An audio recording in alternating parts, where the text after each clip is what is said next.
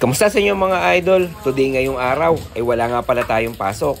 Wala rin tayong pupuntahan, kaya samahan nyo ako maglinis ng mga motor dito sa bahay. Yan nga pala yung SJ150, gamit yan sa long ride. Ito naman yung isa, gamit ko pambaha, yung YTX na 125.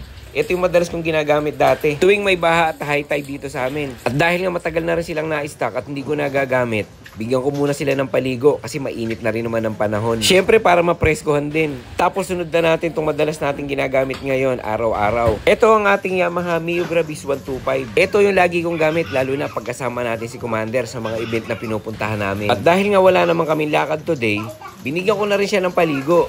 Tapos mamaya si Commander naman, paliliguan ko din. Yeah, boy.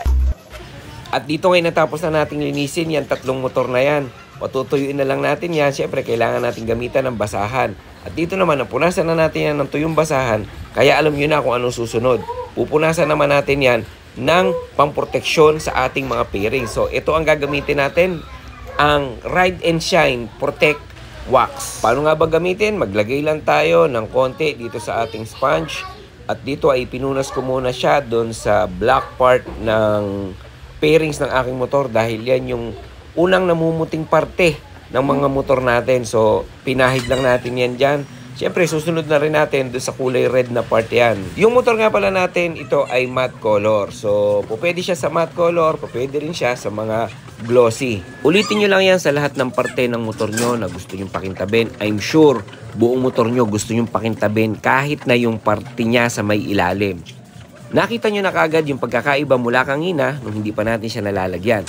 Para makita nyo yung best result, meron siyang kasamang microfiber cloth. So yung napunasan natin na yan, pupunasan natin ng tuyong basahan na to para makita nyo yung pinakamagandang resulta na maibibigay nitong Protect Wax na ginamit natin. At sunod nating nilagyan dito sa may floorboard natin. Ito pa yung isa sa parte ng motor na madalas na namumuti. So i-apply lang uli natin yan dyan sa kulay black part na yan. Punasan nyo lang ng punasan yan na may Protect Wax at pagkaraan yan, punasan nyo din ng tuyong basahan na kasama ng package nitong Protect Wax mula sa Ride and Shine PH. I-apply lang din natin to sa part na to dahil ito yung madalas na tinatamaan or nadidikitan ng mga paa natin o yung mga swelas o tsinelas natin. Dito kumakapit yung mga alikabok at dumi na dala ng mga sapatos natin. Pagkatapos mong pahiran, ganun din. Punasan mo rin ng microfiber cloth. At ito na yung resulta ng paglilinis natin gamit ang Ride and Shine PH Protect Wax.